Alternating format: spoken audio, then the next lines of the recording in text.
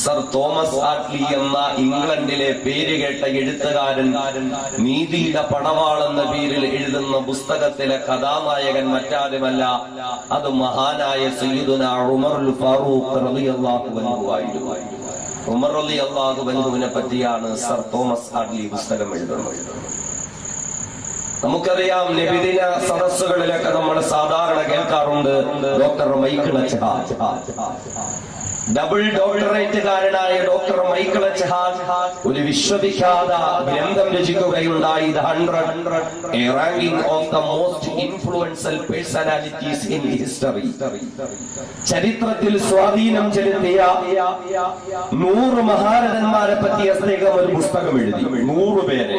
ആ 100 പേരിൽ ഒന്നാമതായി അദ്ദേഹം കൊണ്ടുവന്നത് നബിയുനാ മുത്തലി മുഹമ്മദ് മുസ്തഫ സ്വല്ലല്ലാഹു അലൈഹി വസല്ലമ തങ്ങളെയാണ്.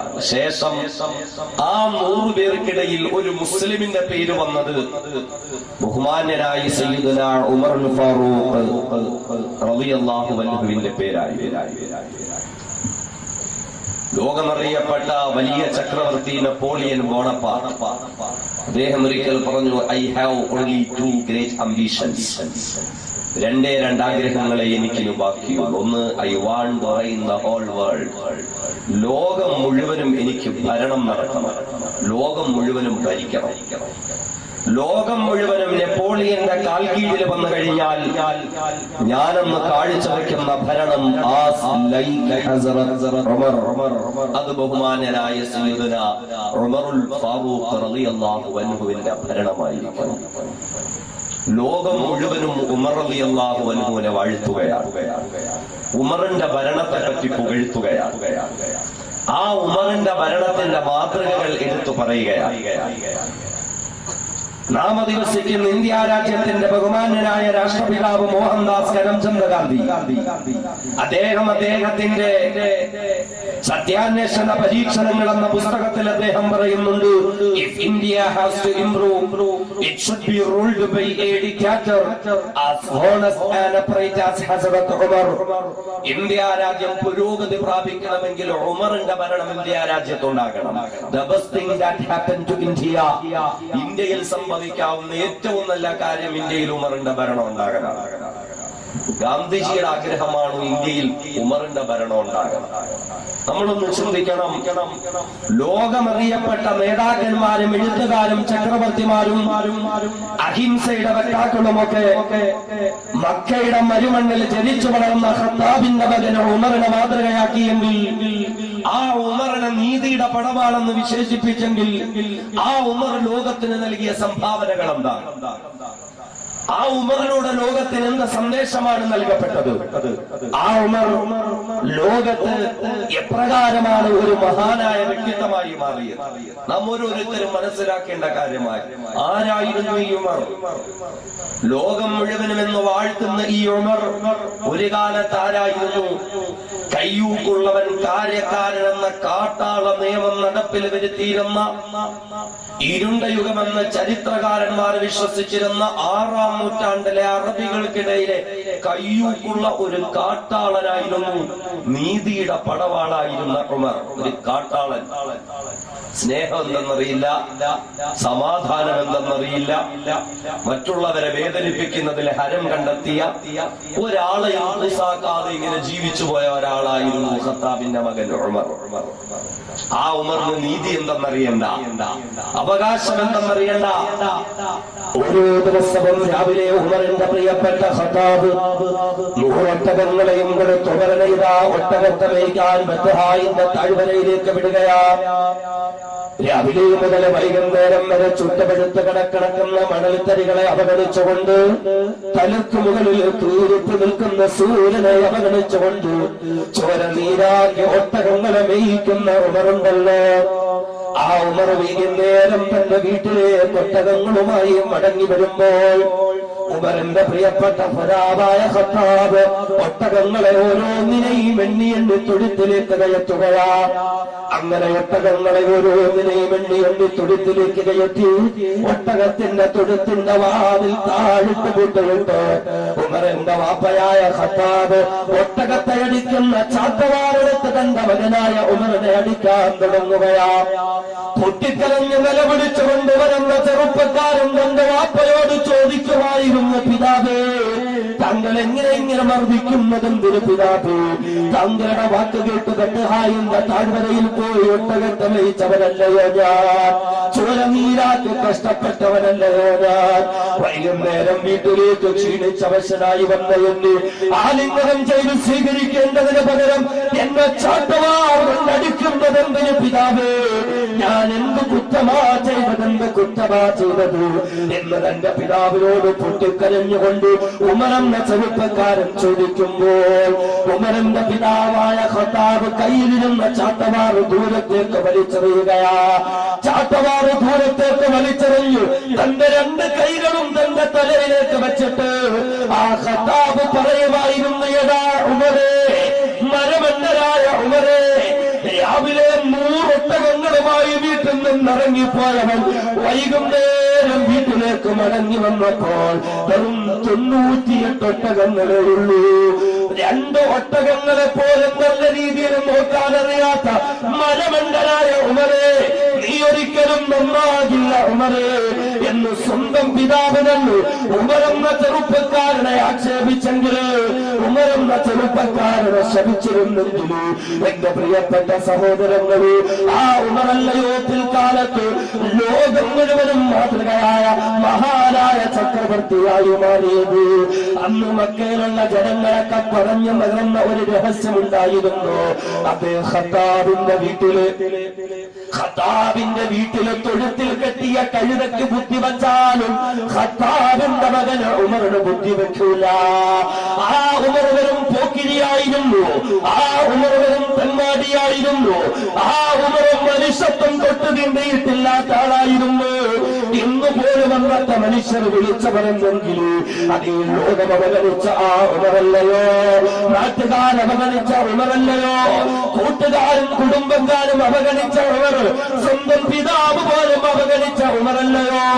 പിൽക്കാലത്ത് ലോകത്തിന്റെ 4 ഭാഗങ്ങളെയും മാതൃകാപരമായി പഠനം നടത്തിയ മഹാനായ ചക്രവർത്തിയായ നീതിയുടെ പടവാളായ അഹിംസയുടെ വക്താക്കളുടെ മാതൃകാ പുരുഷനായ ബഹുമാനനായ സയ്യിദുനാ ഉമറുൽ ഫാറൂഖ് റളിയല്ലാഹു അൻഹു ആയത്. ഒരു കാലത്തെ തെമ്മാടിയായിരുന്നു ഉമർ. ആ ഉമറാണ് പിൽക്കാലത്ത് ലോകത്ത് അറിയപ്പെട്ട ഒരു മഹത് വ്യക്തിത്വത്തിന്റെ ഉടമയായത്. ഇതൊക്കെ എങ്ങനെ സംഭവിച്ചു?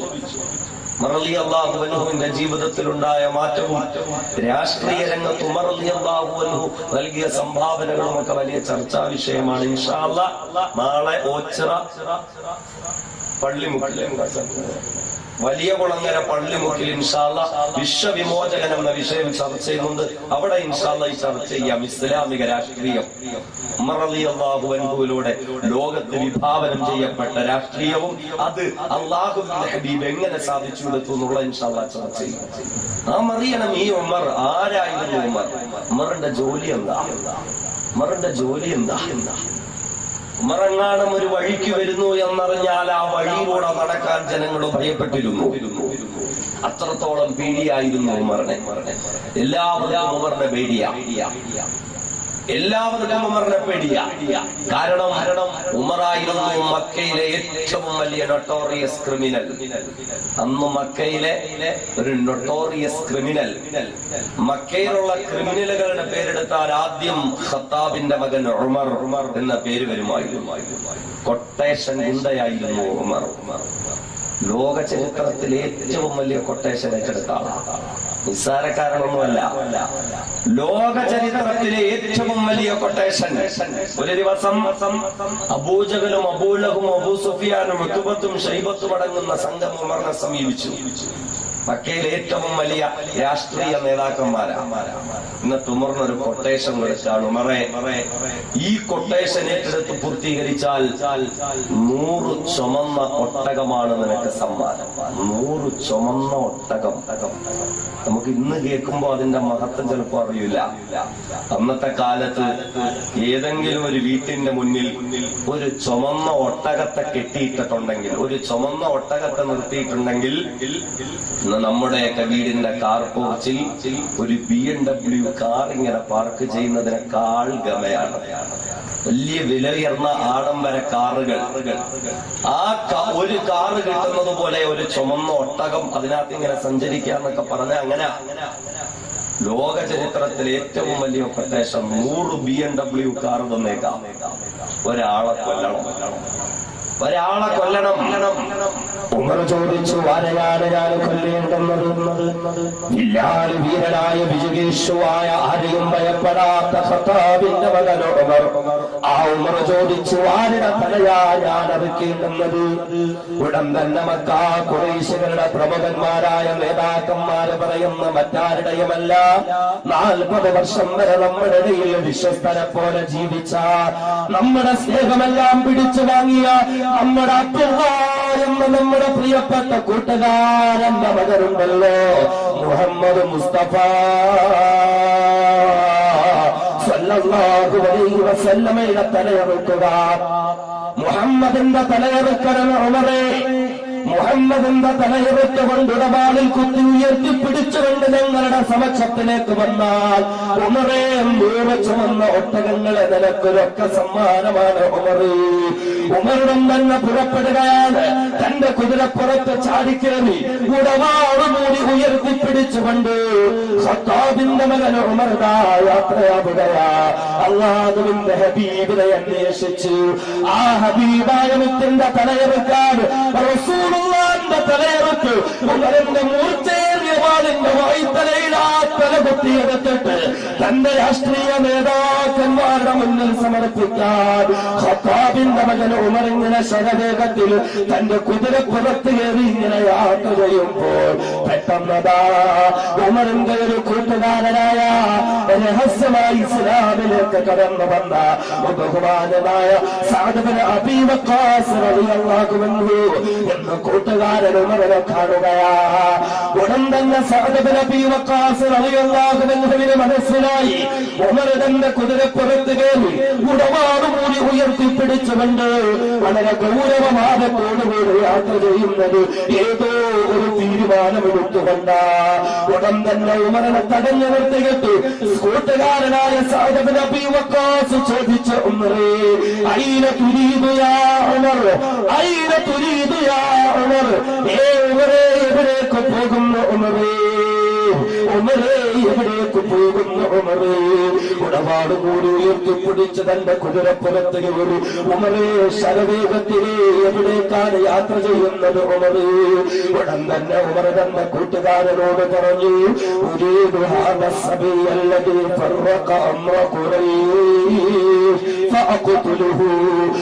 പ്രിയപ്പെട്ട കൂട്ടുകാരാ സഅദേ,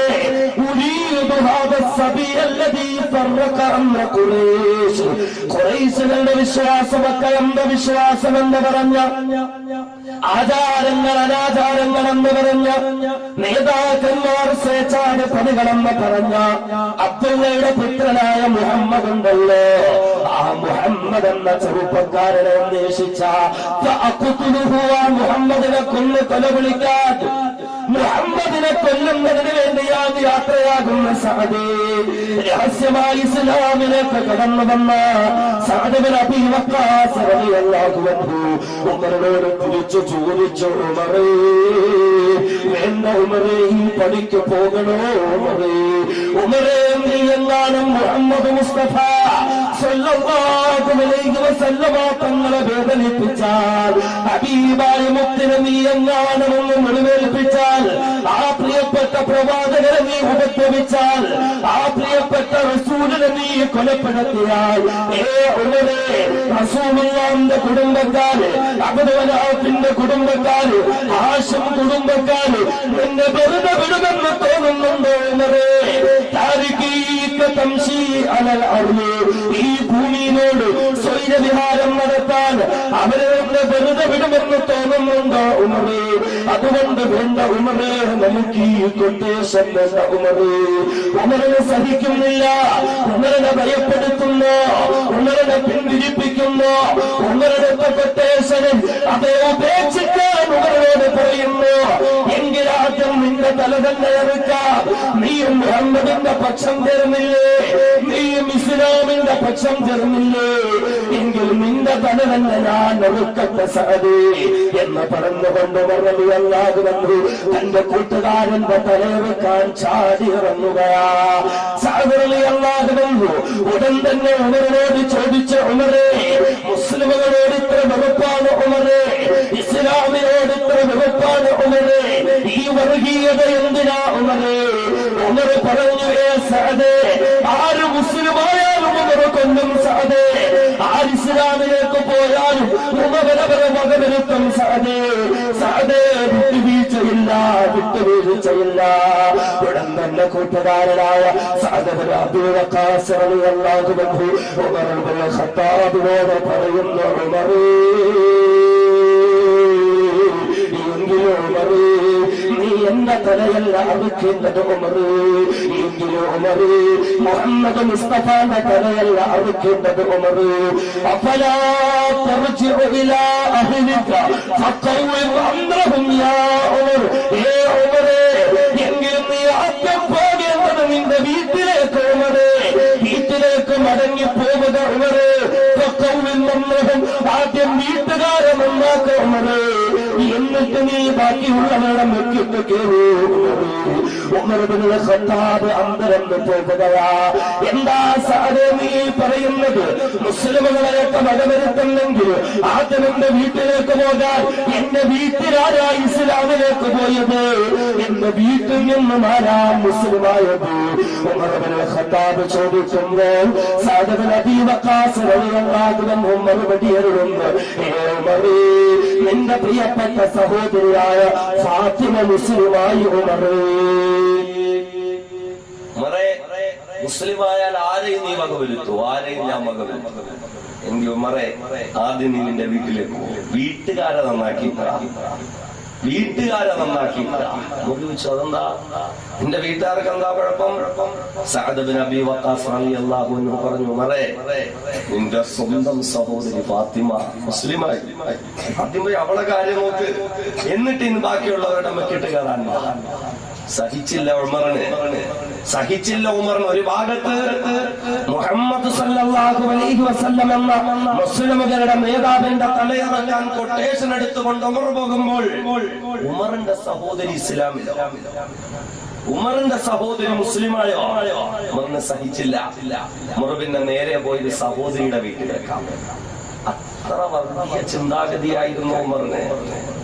മുസ്ലിമായതിന്റെ പേരിൽ സ്വന്തം പെങ്ങളെ കൊല്ലാൻ പോയ ആള് ഉമർ റളിയല്ലാഹു അൻഹു നേരെ പോയി തന്റെ സഹോദരി ഫാത്തിമ റളിയല്ലാഹു അൻഹയുടെ വീട്ടിലേക്ക്. ഉമർ റളിയല്ലാഹു അൻഹു വീട്ടിലേക്ക് ചെല്ലുമ്പോൾ ആ വീടിന്റെ വാതിൽ അടച്ചിട്ടിരിക്കുകയാണ്. ഉമർ റളിയല്ലാഹു അൻഹു പുറത്തു വന്ന് നിന്ന് കതകിൽ ഇങ്ങനെ തട്ടി, ഇഫ്തഹി യാ ഫാത്തിമ, ഇഫ്തഹി യാ ഫാത്തിമ, എടി ഫാത്തിമ കതക് തുറക്കു, ഫാത്തിമ കതക് തുറക്കു ഫാത്തിമ. ഇങ്ങനെ ശക്തിയായി കതകിൽ ഇങ്ങനെ തട്ടുക. കഥ ഇങ്ങനെ അകത്തുനിന്ന് പൂട്ടിയിട്ടുണ്ട്. മറിങ്ങനെ കഥകിൽ തട്ടി വിളിക്കുമ്പോൾ അകത്തുനിന്ന് എന്തോ ഒരു ചെറിയ സംസാരം അങ്ങോട്ടും ഇങ്ങോട്ടൊക്കെ സംസാരിക്കുന്ന ഒരു ശബ്ദം കേൾക്കുന്നുണ്ട്. കുറച്ചു നേരം വെയിറ്റ് ചെയ്തു. എന്താ കാര്യം? എന്താ കാര്യം? ഇസ്ലാമിന് തികച്ചും പ്രതികൂലമായ ഒരു കാലാവസ്ഥയിൽ ഉമറുൽ ഫാറൂഖ് റളിയല്ലാഹു അൻഹുവിന്റെ സഹോദരി ഫാത്തിമ റളിയല്ലാഹു അൻഹയും ഭർത്താവായ സഈദ് റളിയല്ലാഹു അൻഹും വീടിന്റെ കതകൊക്കെ അടച്ചിട്ട് വീട്ടിനകത്തിരുന്ന് ഖുർആൻ ഓതി പഠിച്ചുകൊണ്ടിരിക്കുക. നമുക്കൊന്നും ചിലപ്പോ അത് പറഞ്ഞാൽ മനസ്സിലാവില്ല. വീട്ടിലിരുന്ന് ഖുർആൻ ഓതി പഠിച്ചുകൊണ്ടിരിക്കുക. രണ്ടുപേർക്കും ഖുർആൻ പഠിപ്പിച്ചു കൊടുക്കുന്നതിന് വേണ്ടി ഖബ്ബാബ് റളിയല്ലാഹു അൻഹു എന്നൊരു സഹാബി വീട്ടിലുണ്ട്. ആ സഹാബി വന്ന് ട്യൂഷൻ എടുത്തു കൊടുക്കുക, ഖുർആൻ എങ്ങനെ ഓതണമെന്ന്. അത് പഠിച്ചുകൊണ്ടിരിക്കുക, കഥ അടച്ചിട്ട്. നമ്മളൊക്കെ ആണേ ഖുർആൻ ഓതുന്ന സമയത്ത് കഥകൾ അടച്ചിട്ടിരുന്ന് ചന്ദനമഴ കണ്ടോണ്ടിരിക്കും, നമ്മള് സീരിയല് കണ്ടോണ്ടിരിക്കും. നമുക്കിപ്പോ ഖുർആനുമായിട്ട് ബന്ധമില്ല, ഖുർആൻ ഓതാൻ താല്പര്യമില്ല, ഖുർആൻ പഠിക്കാൻ താല്പര്യമില്ല, ഖുർആൻ അനുസരിച്ച് ജീവിക്കാൻ താല്പര്യമില്ല. ഉമർ റളിയല്ലാഹു അൻഹുവിന്റെ സഹോദരിയും ഭർത്താവും വീട്ടിൽ ഖുർആൻ പഠിക്കുന്നു. ഈ സമയത്താണ് ഫാത്തിമ കഥ തുറക്കടി. ഉമറിന്റെ ശബ്ദം കേട്ടപ്പോഴേ മനസ്സിലായി ഇത് കാര്യമൊക്കെ അറിഞ്ഞിട്ട് വന്നതാണ്, കാര്യമൊക്കെ അറിഞ്ഞിട്ട് വന്നതാണ്. ഖുർആൻ പഠിപ്പിച്ചുകൊണ്ടിരുന്ന ഉസ്താദ് പതുക്കെ ഖുർആൻ അങ്ങ് താഴെ വെച്ചു. എഴുന്നേറ്റ് ഒറ്റ ഓട്ടം അടുക്കളയിലോട്ട്. കാരണം കഥ ഒക്കെ തുറന്നു നോക്കുമ്പോ ഉമർ ചോദിക്കും, നീ എന്താണ് അവിടെ? ആദ്യം എന്നോട് ചോദിക്കും, നീ എന്താ ഇവിടെ? ഞാൻ ഖുർആൻ പഠിപ്പിക്കാൻ വന്നതാ എന്നെങ്ങാണം പറഞ്ഞാൽ ആദ്യം ഉമർ എന്നെ അച്ചാറിടും, എന്നിട്ടേ ബാക്കി കാര്യത്തിലേക്ക് കടക്കുള്ളൂ. ഇത് എഴുന്നേറ്റ് ഒറ്റ ഓട്ടം അടുക്കള സൈഡിലോട്ട്. അവിടെ എവിടെയോ ഏതോ പാത്രത്തിനകത്ത് മിണ്ടാതിരുന്നു. രണ്ടാമത് ഉമർ കഥയിൽ തട്ടി, ഫാത്തിമ, ഫാത്തിമ കഥ തുറക്ക്. ഉമറ തട്ടുന്ന കഥ തുറക്കണം. 2 പ്രാവശ്യമൊക്കെ തട്ടുള്ളൂ. മൂന്നാമതൊക്കെ ചവിട്ടി പൊളിച്ച് അകത്ത് വരൽ ആ സ്വഭാവം. ഫാത്തിമ റളിയല്ലാഹു അൻഹ പോയി കഥ തുറന്നു. ഉമർ റളിയല്ലാഹു അൻഹു അകത്തേക്ക് കയറിയിട്ട് ആദ്യം തന്നെ ഫാത്തിമയോട് ചോദിച്ചു, ഫാത്തിമ മുസ്ലിമായോ? ചോദ്യവും അടിയെല്ലാം ഒന്നിച്ച, മറുപടിക്കൊന്നും കാത്തു നിൽക്കൂല. എടി ഫാത്തിമ, നീ മുസ്ലിമായോ എന്ന് ചോദിച്ചുകൊണ്ട് ഉമർ റളിയല്ലാഹു അൻഹു തന്റെ സഹോദരിയെ അടിച്ചു. അടികൊണ്ട് മഹദി അവர்கள் താഴെ വീണു. ഭാര്യ അടിക്കുന്നത് കണ്ട് ഭർത്താവ് ഉമർ റളിയല്ലാഹുവിന്റെ അളിയൻ വന്നു ചോദിക്കാൻ. അളിയനൊന്നോട്ടല്ല, അളിയനും കൊടുത്തു അടി. പിന്നെ അവിടെ ഒരു അടിയുടെ പൊടിപ്പൂരവാ. ഉമറമ്മ ശക്തനായ മല്ലനായ ആചാരബാഹുവായ മനുഷ്യന്റെ മുന്നിൽ ഇവർ രണ്ടുപേരും എന്ത് ചെയ്യാൻ? ഉമർ റളിയല്ലാഹു കയ്യിൽ കിട്ടിയതൊക്കെ എടുത്ത് ഇങ്ങനെ അടിച്ചു. അവരെ കയ്യിൽ കിട്ടിയതൊക്കെ കൊണ്ട് അവരെ ഇങ്ങനെ അടിച്ചു. ഉമർ റളിയല്ലാഹു അൻഹുവിന്റെ വാളുകൊണ്ട് ശരീരത്തിൽ കുത്തി മുറിവേൽപ്പിച്ചു. അവർ രണ്ടുപേരും ഉമർ റളിയല്ലാഹുവിന്റെ അടി കൊണ്ട് ഇങ്ങനെ ക്ഷീണിച്ച് അവശരായി താഴെ വീണ് കിടക്കുക. രക്തം ഇങ്ങനെ ഒഴുകുന്നുണ്ട്. ഉമർ റളിയല്ലാഹു അൻഹുവിനാണ് മറ്റൊരു കൈയുടെ തരിപ്പ് തീരുന്നില്ല. ഇങ്ങനെ നിക്കുക, കലിപ്പ് തീരാതെ ഇങ്ങനെ നിക്കുക. എഴുന്നേറ്റ് നിന്നെങ്കിൽ ഒന്നുകൂടി കൊടുക്കാം. അത്ര ദേഷ്യത്തിലാ ഉമർ റളിയല്ലാഹു അൻഹു നിൽക്കുന്നത്. ഈ സമയത്താണ് ഉമർ കാണുന്നത് ഉസ്താദ് താഴെ വെച്ചിട്ട് പോയ ഖുർആൻ. ഇതാണല്ലേ ഖുർആൻ? ഇതാണ് മുഹമ്മദ് ഇവരെയൊക്കെ പഠിപ്പിക്കുന്നത്. ഇത് പഠിച്ചിട്ടാ ഇവരൊക്കെ ഇങ്ങനെ ആവുന്നത്. ഇതിപ്പോ എന്താ സംഭവം എന്നറിയണമല്ലോ, ഇതെന്താ സാധനം എന്നറിയണമല്ലോ. ബഹുമാനരായ ഉമർ റളിയല്ലാഹു അൻഹു അവിടെ കിടക്കുന്ന ഖുർആൻ എടുക്കാനിരുന്നുമ്പോൾ പെട്ടെന്ന് തന്നെ ഉമർ റളിയല്ലാഹു അൻഹുവിന്റെ പ്രിയപ്പെട്ട സഹോദരിയായ ഫാത്തിമ റളിയല്ലാഹു അൻഹ ഖുർആൻ എടുത്ത് തന്റെ മാറോട് വെച്ച് പിടിച്ചു. ഉമർ പറഞ്ഞു, ഫാത്തിമ اعطني هذه الصحيفة يا فاطمة. ഫാത്തിമ അതിന് തരൂ ഫാത്തിമ, മര്യാദക്കതിന് തരൂ ഫാത്തിമ, ഞാനൊന്ന് വായിച്ചു നോക്കട്ടെ ഫാത്തിമ. ഉടൻ തന്നെ ഫാത്തിമ റളിയല്ലാഹു അൻഹ പറഞ്ഞു, ഉമറേ നീ ദേഷ്യത്തിലാണ് ഉമറേ, ഉമറേ നീ ഭ്രാന്ത് പിടിച്ച മനസ്സുമായി വന്ന് നിൽക്കുന്നു ഉമറേ, ഉമറേ നിന്റെ കയ്യിലേക്ക് ഞാനിത് തരില്ല ഉമറേ, ഉമറേ ഇന്നക നജസ് വ ഇന്നഹാ ത്വാഹിറുൻ ലാ യമസ്സുഹാ ഇല്ലാ മുതഹ്ഹിറുൻ. ഉമറേ ഇന്നക നജസ്, ഉമറേ നീ അശുദ്ധിക്കാരനാണ് ഉമറേ, ഉമറേ നീ അശുദ്ധനാണ് ഉമറേ, വ ഇന്നഹാ ത്വാഹിറുൻ. ഈ ഖുർആൻ പരിശുദ്ധമാണ് ഉമറേ, ഖുർആൻ പരിശുദ്ധമാണ് ഉമറേ, ലാ യമസ്സുഹാ ഇല്ലാ മുതഹ്ഹിറുൻ. അങ്ങനെ മനസ്സ് ശാന്തമല്ലാതെ ശുദ്ധിയില്ലാതെ നിൽക്കുന്നവരെ ഇത് തൊടാൻ ഞാൻ സമ്മതിക്കില്ല ഉമറേ. ഉമർ റളിയല്ലാഹു അൻഹു പറഞ്ഞു, ഫാത്തിമ ഞാനതൊന്ന് നോക്കട്ടെ, ഫാത്തിമ ഞാനതൊന്ന് വായിക്കട്ടെ, ഫാത്തിമ. ഫാത്തിമ റളിയല്ലാഹു അൻഹ കൊടുക്കാൻ തയ്യാറല്ല. ഉമറിന് അതിലുള്ള ഗന്ധം അറിയാൻ വല്ലാത്ത ജിജ്ഞാസയാ. ഉമർ ചോദിച്ചു, ഫാത്തിമ ഞാൻ എന്ത് ചെയ്താലും നീ അതെനിക്ക് തരും ഫാത്തിമ. ഫാത്തിമ റളിയല്ലാഹു അൻഹ മറുപടി അരുളി, ഉമറേ നീ പോയി കുളിച്ചു ശുദ്ധിയായി സമചിത്തതയോടുകൂടി സമാധാനത്തോടുകൂടി മടങ്ങി വരിക ഉമറേ.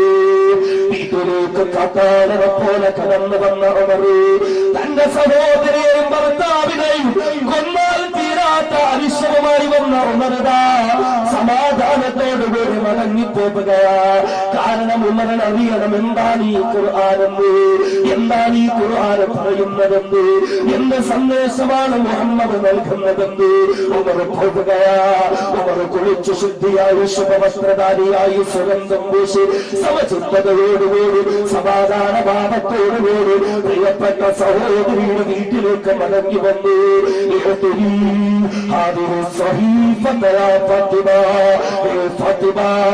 ഇനിയെങ്കിലും തരൂ ഫാത്തിമ, ഇനിയെങ്കിലും തരൂ ഫാത്തിമ.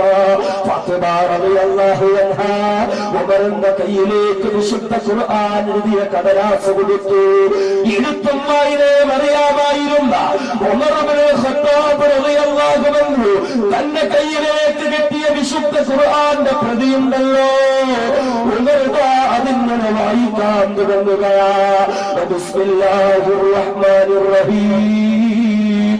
ത്വാഹാ മാ അൻസൽനാ അലൈക്കൽ ഖുർആന ലിതശ്ഖാ ഇല്ലാ തദ്കിറതൻ ലിമൻ യഖ്ശാ.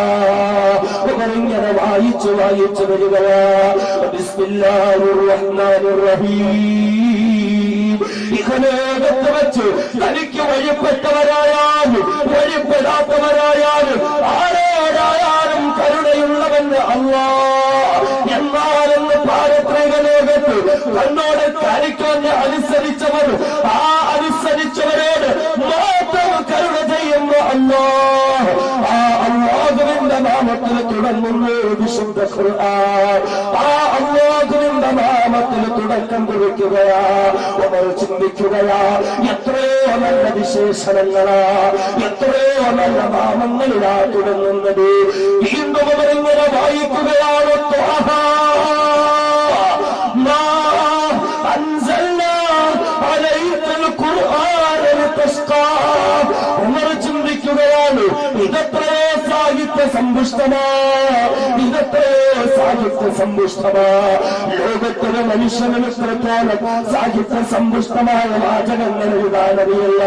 മുഹമ്മദിന് സാഹിത്യം അറിയില്ല, മുഹമ്മദിന് എഴുതാനറിയില്ല, മുഹമ്മദിന് വായിക്കാനറിയില്ല.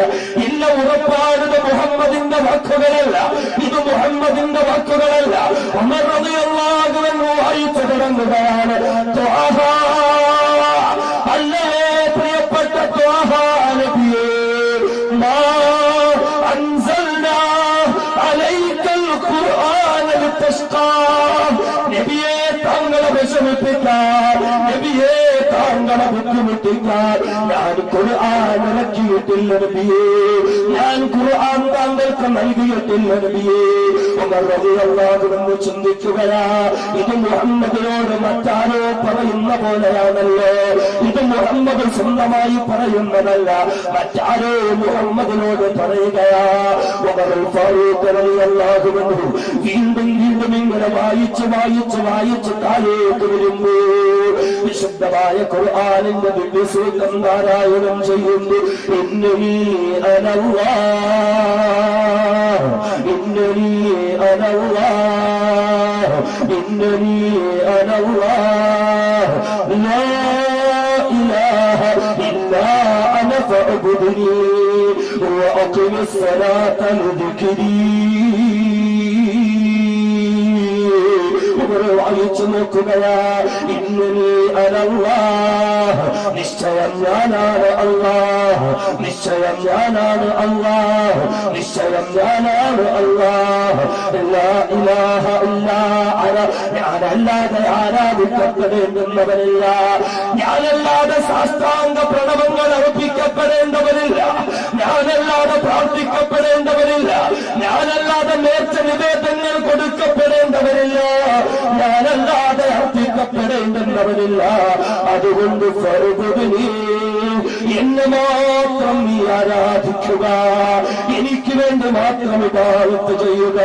ഈ ഒരായത്തോട് പാരായണം ചെയ്യുമ്പോൾ ഉമർ ചിന്തിക്കുകയാ, എല്ലാവരും അല്ലാഹുവിന്റെ അടിമയെങ്കിൽ, എല്ലാവരും അല്ലാഹുവിനെ മാത്രം ആരാധിക്കണമെങ്കിൽ, അല്ലാഹുവിനെ മാത്രമാണ് ഇബാദത്തെങ്കിൽ, ഈ ഉമർ അല്ലാഹുവിന്റെ അടിമയല്ലേ, ഈ ഉമറും ആരാധിക്കേണ്ടത് അല്ലാഹുവിനെയല്ലേ, ഈ ഉമറും വിളിക്കേണ്ടത് അല്ലാഹുവിനെയല്ലേ. ഉമറിന്റെ മനസ്സിലേക്ക് വിശുദ്ധ ഖുർആനിന്റെ പ്രകാശമിറങ്ങുമ്പോൾ ദിവ്യസൂക്തങ്ങളുടെ പ്രഭാപൂരിതമായ അവസ്ഥകൾ ഉമറിന്റെ ഹൃദയത്തിൽ മാറ്റങ്ങൾ വരുത്തുന്നു.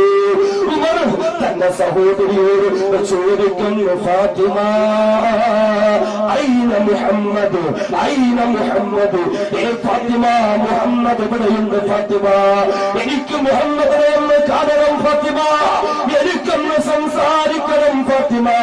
ഫാത്തിമ റളിയല്ലാഹു അൻഹ പറഞ്ഞു, ഉമറേ, ഉമറേ എനിക്കറിയില്ല ഉമറേ, ഉമറേ എനിക്കറിയില്ല ഉമറേ. ഉമർ റളിയല്ലാഹു അൻഹു അല്ലാഹുവിന്റെ ഹബീബിനെ കാണാൻ വേണ്ടി കൊതിയോടുകൂടി ചോദിക്കുന്നത് കേട്ട് ഉമറിനെ പേടിച്ചുകൊണ്ട് വീടിന്റെ അകത്തളങ്ങളിൽ കയറി ഒളിച്ചു വന്ന ഖബ്ബാബ് റളിയല്ലാഹു അൻഹു പുറത്തേക്ക് ഇറങ്ങി വന്നു.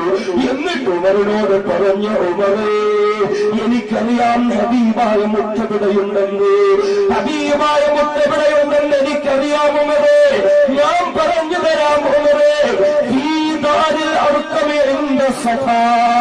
സഫാ പർവ്വതത്തിന്റെ ചാരത്തുള്ള ദാറുൽ അർഖമിലുണ്ട് ഉമറേ, അവിടെ ചെന്നാൽ ഹബീബായ മുത്തിനെ കാണാമോ ഉമറേ. അകത്തേറി ഒളിച്ചിരുന്ന സഹാബി ചാടി വലിയിറങ്ങി, ഉമറേ ഞാൻ പറഞ്ഞുതരാം, അല്ലാഹുവിന്റെ റസൂൽ നമുക്ക് കാണണോ? ആത്മാർത്ഥമായിട്ടാണോ ചോദിക്കുന്നത്? ആത്മാർത്ഥമായിട്ടാണ്. ഞാൻ പറഞ്ഞുതരാം, നീ ഒന്ന് കാണണം റസൂലിനെ, നീ റസൂലിനോട് സംസാരിക്കണം. ചോദിച്ചു, അതെന്താ അങ്ങനെ പറയാൻ കാരണം എന്താ? പറേ, നിനക്കറിയോ, നീയും നിന്റെ കൂട്ടാളികളും നേതാക്കന്മാരും അഷ്റഫുൽ ഖൽഖിന്റെ തലയിറക്കാനുള്ള പ്ലാനുകളുമായി നടക്കുമ്പോ മറേ, അള്ളാഹുവിന്റെ ഹബീബ് നിനക്ക് വേണ്ടി പ്രാർത്ഥിക്കുകയാണ് മറേ. റളിയല്ലാഹു ഞെട്ടിപ്പോയി. മുഹമ്മദ് എനിക്ക് വേണ്ടി പ്രാർത്ഥിക്കുന്നു, മുഹമ്മദ് എനിക്ക് വേണ്ടി പ്രാർത്ഥിക്കുന്നു. അതേ ഉമറേ നിനക്ക് വേണ്ടി പ്രാർത്ഥിക്കുകയാണ് ഹബീബായ റസൂൽ. ഓരോ ദിവസങ്ങളിലും പകലും മുഴുവനും ഇസ്ലാമിന് വേണ്ടി ത്യാഗങ്ങൾ അനുഭവിച്ച് രാത്രി അല്പസമയം കിടന്നുറങ്ങി പടച്ചതമ്പുരാന്റെ മുന്നിൽ രാത്രിയുടെ അന്ത്യയാമങ്ങളിൽ എഴുന്നേറ്റ് നിന്ന് കണ്ണീരോടുകൂടി കൈകൾ ഉയർത്തി അഷ്റഫുൽ ഖൽഖ് നടത്തുന്ന ദുആ, പടച്ചവനെ അല്ലാഹുവേ, അല്ലാഹുവേ പടച്ചവനെ, ഒന്നുകിൽ ഉമറുൽ ഫാറൂഖിന് ഉമ്മ ഖത്താബിന്റെ മകന് ഉമറിന് ഹിദായത്ത് കൊടുത്ത്, അല്ലെങ്കിൽ അബൂജഹലിന് ഹിദായത്ത് കൊടുത്ത് ഇസ്ലാമിനെ നീ ശക്തിപ്പെടുത്തണം തമ്പുരാനെ. നിനക്ക് വേണ്ടി ഹബീബായ റസൂൽ ദുആ ചെയ്യുന്നുണ്ടായിരുന്നു. اللهم قوّ الاسلام بعمر بن الخطاب او بامر بن الهشام. ഉമറേ നിന്നോട് റസൂലുള്ളാഹിക്ക് സ്നേഹമുണ്ട്, അള്ളാന്റെ ഹബീബ് നിനക്ക് വേണ്ടി പ്രാർത്ഥിക്കാറുണ്ട്. റളിയല്ലാഹു അത്ഭുതപ്പെട്ടു പോയി. മുഹമ്മദിന്റെ തലയിറക്കാൻ ഞാൻ നടക്കുമ്പോഴും എനിക്ക് വേണ്ടി പ്രാർത്ഥിക്കും. എവിടെയുണ്ട്? ഫീ ദാരിൽ അർഖമി ഇൻദ സഫാ, സഫാ പർവ്വതത്തിന്റെ ചാരത്തുള്ള ദാറുൽ അർഖമിൽ അർഖം റളിയല്ലാഹു അൻഹുവിന്റെ വീട്ടിലുണ്ട്. അവിടെ ചെന്നാൽ കാണാം റസൂലുള്ളാഹി തങ്ങളും സഹാബാക്കളും ഒളിവിലാണ്, ഒളിവിൽ കഴിയുക.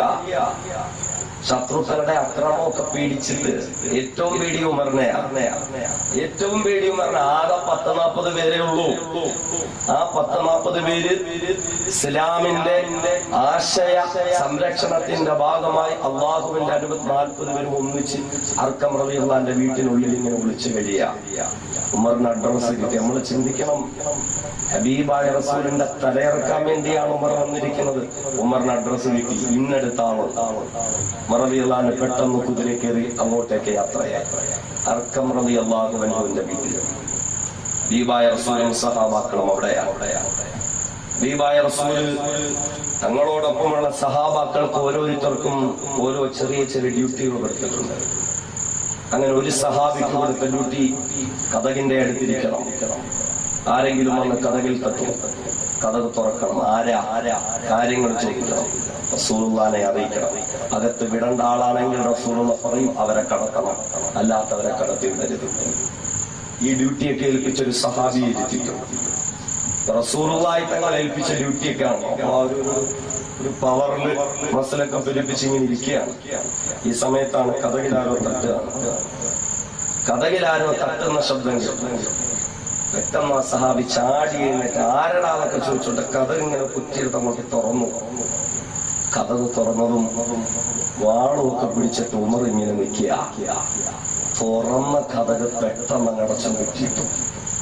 പടച്ചവരെ, ഉമർ അറിഞ്ഞോ ഞങ്ങളൊക്കെ ഇവിടെ ഉണ്ടെന്ന്. നേരെ റസൂലുള്ളാഹിന്റെ അടുക്കലേക്ക് ഓടി, നബിയേ ഉമർ വന്നിട്ടുണ്ട്. ഉമറെന്ന് കേട്ടതും അവിടെ ഇരുന്ന പല സഹാബാക്കൾ മറയ്ക്കാൻ തുടങ്ങി. നിസ്സാര ആളൊന്നുമല്ല. റസൂലുള്ള പറഞ്ഞിരുപ്പ എന്താ കുഴപ്പം? ഉമർ വരുമെന്ന് എനിക്കറിയാം. ഉമർ വരട്ടെ അകത്തോട്ട്, കുഴപ്പമൊന്നുമില്ല. അതോറക്കാം നമുക്ക്.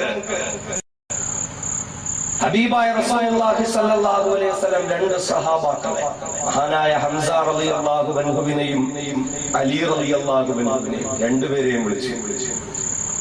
ഹംസ റളിയല്ലാഹു അൻഹുവിനെ റസൂലുള്ളാഹിന്റെ പിറകില് വലത് സൈഡിലായി നിർത്തി, ഒരു വാളും ഒക്കെ കയ്യിലിട്ടു. അലി റളിയല്ലാഹു അൻഹുവിനെ റസൂലുള്ളാഹിന്റെ ഇടതുവശത്ത് നിർത്തി. ഇനിയിപ്പോ കതോറക്കാൻ റസൂലുള്ളാഹി തങ്ങളുടെ സെക്യൂരിറ്റിയാണ് 2 പേര്. ഉമർ ഒന്ന് എഴുന്നേറ്റ് നിന്നാൽ ആ ഉമറിനെതിരെ ആദ്യം എഴുന്നേറ്റേക്കാ ചങ്കൂറ്റുള്ള ഇവർ രണ്ടുപേരാ. അവർ രണ്ടുപേരും പിടിച്ച് തങ്ങളുടെ 2 വശത്ത് നിർത്തി. ഇനി പോയി കഥ തുറന്നോളാം. അതാണ് ഹബീബായ റസൂൽ. സെക്യൂരിറ്റി ഉണ്ടാവണം എപ്പോഴും. ഈ ഉമ്മത്ത് പഠിക്കേണ്ടെന്ന മഹത്തായ ഒരു പാഠമാണ് അതൊക്കെ. ഞാൻ ഈ ഒരു സദസ്സിൽ അതിലേക്കൊന്നും അധികം കടന്നു പോകാൻ താല്പര്യപ്പെടുന്നില്ല. അങ്ങനെ ഹംസ റളിയല്ലാഹു അൻഹു മര്യാദകളിൽ നിൽക്കുകയാണ്. ഹബീബായ റസൂലിന്റെ അനുവാദത്തോടുകൂടി ഉമറിന്റെ മുന്നിലിതാ ദാറുൽ അർഖമിന്റെ കതക് തുറക്കുകയാണ്. ബഹുമാനനായ ഖത്താബിന്റെ മകൻ ഉമർ ദാറുൽ അർഖമിനുള്ളിലേക്ക് കടന്നു കയറുകയാ.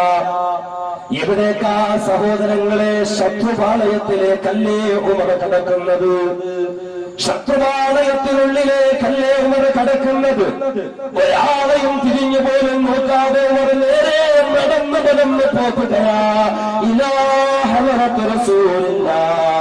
അല്ലാഹുവിന്റെ പ്രിയപ്പെട്ട ഹബീബിന്റെ അടുക്കലേക്ക് ചെല്ലുകയാ. ഉമർ റസൂലുള്ളാഹിന്റെ അടുക്കലേക്ക് ചെന്ന് റസൂലുള്ളാഹിന്റെ മുമ്പിലിരുന്നു. സഹാബാക്കൾ അത്ഭുതത്തോടുകൂടി നോക്കി നിൽക്കുകയാണ്.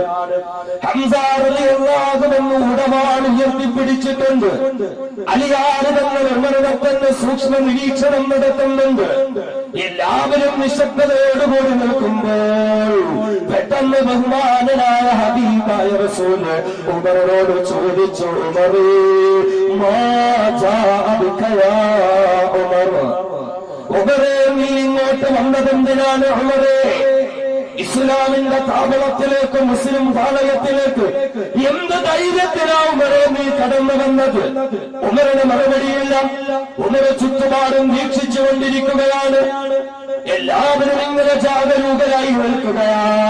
ഉമർ ഹബീബായ മുത്തിന്റെ അടുത്ത് തന്നെ ഉണ്ട്. ഉമറിന്റെ കയ്യില് മൂർച്ചയേറിയ വാളമുണ്ട്. ഉമറാ വാളെന്ന് വീശിയാൽ അത് ഹബീബായ മുത്തിന്റെ ശരീരത്തിൽ പെടുമല്ലോ. രണ്ടാമത് വീണ്ടും അല്ലാന്റെ ഹബീബ് ചോദിച്ചു, ഉമർ മാ ജാഅബിക ഉമറേ വന്നതെന്തിനാ ഉമറേ, ഉമറേ വന്നതെന്തിനാ ഉമറേ. അപ്പോഴും ഉമറുടെ മറുപടിയില്ല. ബഹുമാന്യനായ അലി റളിയല്ലാഹു അൻഹു ഉമറിന്റെ മേലെ ചാടുന്നതിന് കാത്തു നിൽക്കുകയാണ്. ഹംസ റളിയല്ലാഹു അൻഹു കാത്തു നിൽക്കുകയാ. ഉമർ നിശബ്ദരായിരിക്കുമ്പോൾ മൂന്നാമത് ഹബീബായ റസൂൽ വഅഖദ ബിഹുജ്സതിഹി ثم جذب إليه جذبا شديدا. അല്ലാഹുവിന്റെ റസൂൽ പെട്ടെന്ന് ഉമറിന്റെ അരക്കത്തിലേക്ക് കയറി പിടിക്കുകയാ, ഉമറിനെ തന്നിലേക്ക് വലിച്ചെടുത്തിക്കുകയാ. എന്നിട്ട് വില്ലാളി വീരനായ വിജയശ്വായ ശക്തരായ മല്ലരായ ഉമറിനെ തന്റെ ശരീരത്തോട് അടച്ചു പിടിച്ചുകൊണ്ട് ഹബീബായ റസൂൽ വീണ്ടും ചോദിച്ചു, ഉമറേ മാ ജാഅ ബിക യാ ഉമർ, മാ ജാഅ ബിക യാ ഉമർ, മാ ജാഅ ബിക യാ ഉമർ. ഉമറേ എന്തിനു വന്നു ഉമറേ, ഏത് ലക്ഷ്യവുമായിട്ട് ഇവിടെ വന്നു ഉമറേ, എന്റെ താല്പര്യത്തിൽ നീ ഇങ്ങോട്ട് വന്നു ഉമറേ. പെട്ടെന്ന് പറഞ്ഞെന്റെ നാവ് ചലിപ്പിക്കുകയാ. ഉമരെന്തിനാണ് ഇങ്ങോട്ട് വന്നതെന്ന് ചോദിച്ചപ്പോൾ പെട്ടെന്ന് ഉമറും ഫാറൂഖ് മറുപടി പറയുകയാ, യുമിനു ബില്ലാഹി വറസൂലിഹി, അല്ലാഹുവും അവന്റെ ദൂതകളും വിശ്വസിക്കുന്നതിന് വേണ്ടിയാ, മുസ്ലിമാകാൻ വേണ്ടിയാ ഉമർ വന്നത്, ഇസ്ലാമിനെ സ്വീകരിക്കാൻ വേണ്ടിയാ ഉമർ വന്നത്. അല്പം മുമ്പ് മക്ക ഖുറൈശികളായ രാഷ്ട്രീയ നേതാക്കന്മാരിൽ നിന്ന് ഏതൊരു ഹബീബിന്റെ തലവെക്കാൻ കൊട്ടേഷനും വാങ്ങിക്കൊണ്ടാണ് ഉമർ വന്നത്. ആ ഉമർ റസൂലുള്ളാഹിന്റെ കൈപിടിച്ച് പ്രഖ്യാപിക്കുകയാ, അഷ്ഹദു അല്ലാ ഇലാഹ ഇല്ലല്ലാഹ് വഅഷ്ഹദു അന്നക റസൂലുള്ളാഹ്. ഉമർ കലിമത്തു തൗഹീദ് ഉച്ചരിക്കുകയാണ്. ഷഹാദത്ത് കലിമ ഉച്ചരിച്ചു വെറുതെ ഇസ്ലാമിലേക്ക് കടക്കുകയാണ്. സഹാബാക്കൾ സന്തോഷത്തോടെ തക്ബീർ മുഴക്കുകയാ. അല്ലാഹു അക്ബർ, അല്ലാഹു അക്ബർ, അല്ലാഹു അക്ബർ, ലാ ഇലാഹ ഇല്ലല്ലാഹു അല്ലാഹു അക്ബർ. സഹാബാക്കൾ സന്തോഷത്തോടെ തക്ബീർ മുഴക്കുകയാ. ഉമറിന്റെ മേൽ മൂർച്ചയേറിയ വാളുമായി ചാടി വീഴുന്നതിന് കാത്തുനിന്ന ഹംസ റളിയല്ലാഹു അൻഹു തന്റെ വാല് വലിച്ചെറിഞ്ഞിട്ട് ഓടിച്ചെന്ന് ഉമറിനെ കെട്ടിപ്പിടിക്കുകയാ. സഹാബാക്കൾ ഓരോരുത്തരും ഉമറിനെ ആലിംഗനം ചെയ്യുകയാ. ഉമർ ഇസ്ലാമിലേക്ക് വന്നതുകൊണ്ട് ഓരോരുത്തരും തക്ബീർ ചൊല്ലിക്കൊണ്ട് സന്തോഷം പ്രകടിപ്പിക്കുകയാ. സഹാബാക്കളുടെ തക്ബീറിന്റെ ധ്വനികൾ മക്കയിലെ ഓരോ മലമടക്കുകളിലേക്കും ചെന്ന് പതിക്കുകയാണ്. ഓരോ ഈത്തപ്പനവും ഓലകളും രോമാഞ്ചം നൽകുകയാ. മണൽപ്പരികൾ പോലും സന്തോഷിക്കുകയാ. ഉമർ ഫാറൂഖ് ഇസ്ലാമിലേക്ക് വന്നു. ഖത്താബിന്റെ മകൻ ഉമർ മുസ്ലിമായിരിക്കുകയാ.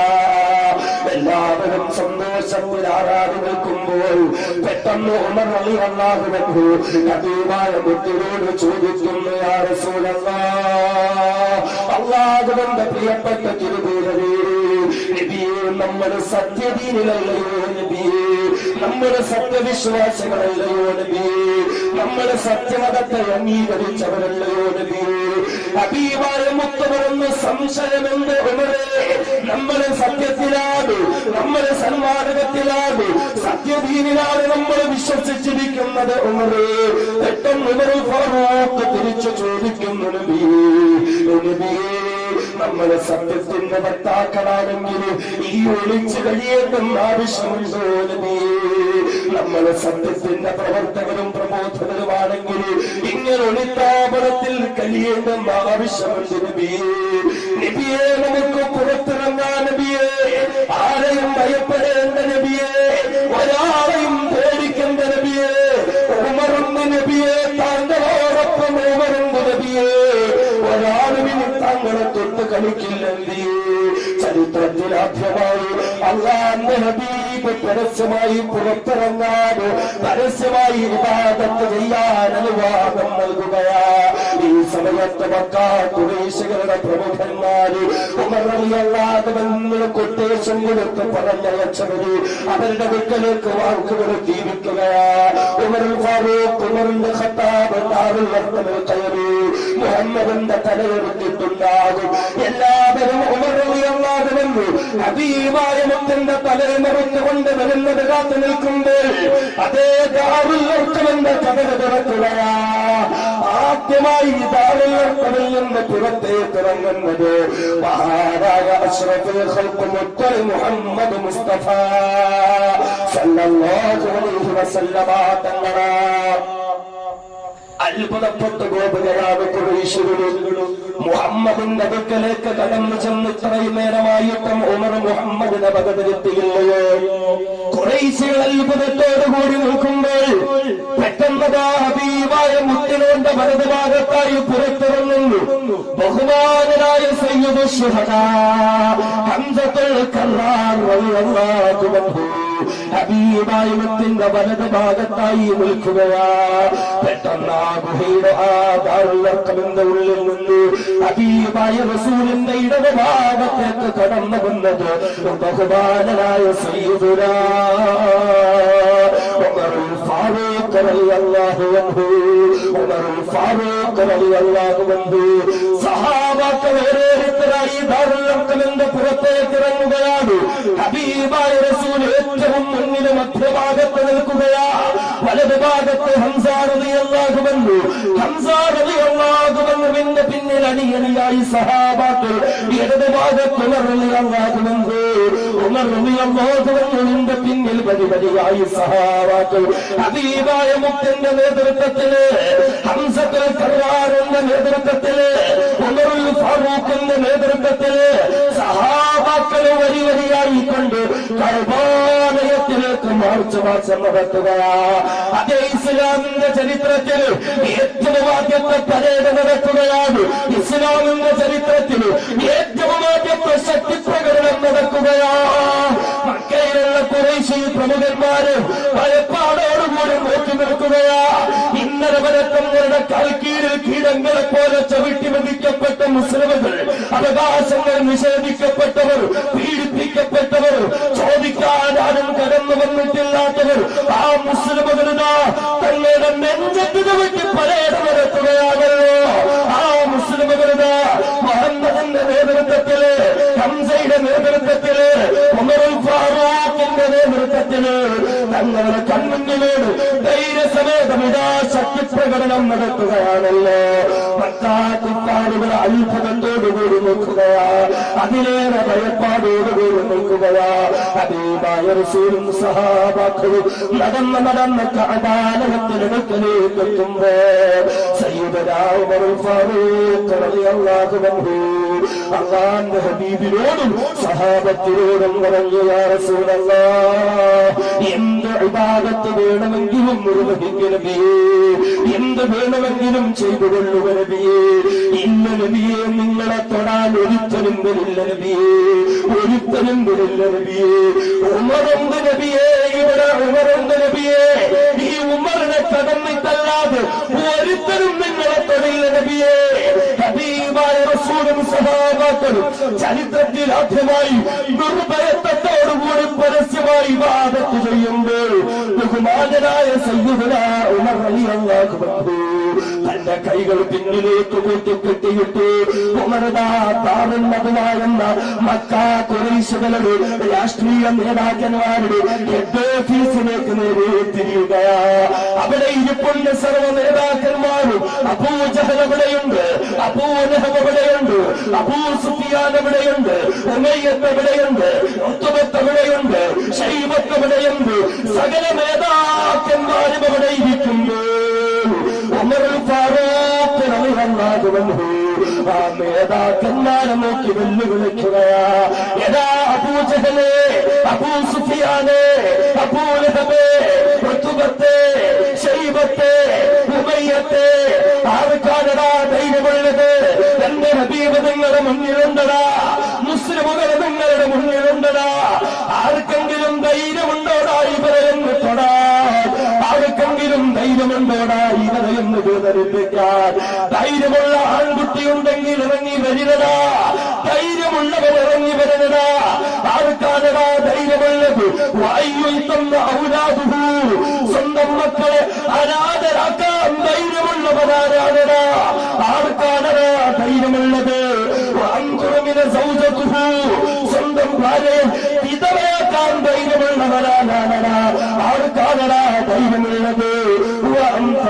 ഉമ്മഹു, സ്വന്തം ഉമ്മയെ വിഷമിപ്പിക്കാൻ ധൈര്യമുള്ളവരാരാ? ധൈര്യമുള്ളവർ ഇറങ്ങി വരുന്നതാ. ഉമറാനടാ വിളിക്കുന്നത്. ഈ മലഞ്ചെരുവിലേക്ക് കടന്നു വരുന്നതാ. അല്പം മുമ്പ് ഹബീബായ മുത്തനെ കൊന്നവരെ കൊലവിളിക്കാൻ ലോകത്തെ ഏറ്റവും വലിയ കൊട്ടേച്ചെടുത്ത അക്രമകാരിയായ ആരുണ്ടല്ലോ, ആ ഉമറുടെ നീതിയുടെ പക്ഷം ചേർന്നിരിക്കുകയാ. ആ ഉമറുടെ സത്യത്തിന്റെ പക്ഷം ചേർന്നിരിക്കുകയാ. കഴിയട്ടെ എന്റെ 21ാം നൂറ്റാണ്ടിലെ ചെറുപ്പക്കാരന് ഭയപ്പാടിന്റെ മെഡലിൽ കഴിയുന്ന സമൂഹത്തിൽ നിർഭയത്വത്തിന്റെ സന്ദേശം നൽകാൻ, പ്രതിരോധത്തിന്റെ പടകാഹളം മുഴക്കാൻ, ഉമ്മത്തിന്റെ കാവലാകുവാൻ, സമൂഹത്തിന്റെ നിർഭയത്വത്തിന് വേണ്ടി, രാജ്യത്തിന്റെ നിർഭയത്വത്തിന് വേണ്ടി സർവസമയത്തും കർമ്മോത്സുകതയോടുകൂടി നിഷ്കളങ്കതയോടുകൂടി പടച്ചറമ്പരാന്റെ പുരട്ടത്തെ കരുതിയിട്ട് കർമ്മസരണിയിലേക്ക് കടന്നു വരാൻ എന്റെ 21ാം നൂറ്റാണ്ടിന് പ്രിയപ്പെട്ട ചെറുപ്പക്കാരാ നിനക്ക് സാധിക്കുമോ? ഉമറുൽ ഫാറൂഖിന്റെ ജീവിതത്തിന്റെ ഏറ്റവും വലിയ വഴിത്തിരിവാണ്. അല്പം മുമ്പ് വരെ കാരുണ്യത്തിന്റെ തിരുദൂതരുടെ തലയിറക്കാൻ കൊട്ടേഷൻ പണി ചെയ്തുകൊണ്ട് പണം ഉണ്ടാക്കാൻ വന്ന ഉമർ, ആ ഉമർ ചിന്തിച്ചു, ആ ഉമർ ഖുർആൻ പിടിച്ചു. ഉമർ മനസ്സിലാക്കി. അവസാനം വർഗീയതയുടെ വക്താക്കളെ ഉമർ വെല്ലുവിളിച്ചു. ധൈര്യമുള്ളവൻ ആരെങ്കിലും നമ്മളെ മക്കയിലെ ആ ഒരു സിറ്റുവേഷനെ ഒന്ന് തസവ്വുറാക്കി ഒന്ന് ചിന്തിച്ചു നോക്കെ. അവരിങ്ങനെ കാത്തിരിക്കുമ്പോൾ ഹെഡ് ഓഫീസർ ദാറുന്നതുവാ അങ്ങോട്ട് തിരിഞ്ഞു വെട്ടാൻ ഉമർ വിളിക്കുന്നടാ. ഈ കൂട്ടത്തിലെ ചാങ്കൂറ്റുള്ളവന്മാരാരെങ്കിലും ഉണ്ടോ? ആർക്കാ ധൈര്യമുള്ളത്? ഉമറിന്റെ ആ വാക്കുകൾ പോലും കിതാബിലുണ്ട്. സ്വന്തം മക്കളെ അനാഥരാക്കാൻ ധൈര്യമുള്ളവരാരെങ്കിലും ഉണ്ടോ? ആർക്കാ ധൈര്യമുള്ളത്? ഭാര്യയെ വിധവയാക്കാൻ ധൈര്യമുള്ളവനാരാ? സ്വന്തം ഉമ്മയെ വിഷമിപ്പിക്കാൻ, എന്റെ മോൻ പോയല്ലോ എന്ന് പറഞ്ഞു ഉമ്മയെ വിഷമിപ്പിക്കാൻ ധൈര്യമുള്ള ആരെയുണ്ടോ? ഇങ്ങനെ ഇറങ്ങി വന്നേക്കാൻ പറഞ്ഞു. അതെ, അല്പം മുമ്പ് വരെ സത്യമെന്ത് നീതിയെന്ത് അവകാശമെന്തെന്നറിയാതിരുന്ന ഉമർ സത്യത്തിന്റെയും നീതിയുടെയും അവകാശത്തിന്റെയും സമാധാനത്തിന്റെയും വ്യക്താവായി മാറി. ഈ ഉമറിനെയാണ് ലോകത്തുള്ള അഹിംസയുടെ നേതാക്കന്മാരൊക്കെയും എഴുത്തുകാരൊക്കെയും അംഗീകരിക്കപ്പെട്ടവരൊക്കെയും നീതിയുടെ പടമാണെന്ന് വിശേഷിപ്പിച്ചു. ഉമറിന്റെ ഭരണം സമാധാനമാണ് എന്ന് വിശേഷിപ്പിച്ചു. ഉമറിന്റെ ഭരണമാണ് നമുക്ക് വേണ്ടത് എന്ന് ബഹുമാന്യനായ ഇന്ത്യ രാജ്യത്തിന്റെ രാഷ്ട്രപിതാവായ ബഹുമാന്യനായ മോഹൻദാസ് കരംചന്ദ് ഗാന്ധി പോലും പറഞ്ഞത് ഈ ഉമറിന്റെ ഭരണമാണ്. ആ ഉമർ നീതിയുടെ പടവാളായിരുന്നു. ഉമറുൽ ഫാറൂഖ് റളിയല്ലാഹു അൻഹുവിന്റെ ഭരണം എന്നൊക്കെ പറഞ്ഞാൽ ഒരു ജനകീയനായ ഭരണാധികാരിയായിരുന്നു ഉമർ റളിയല്ലാഹു അൻഹു.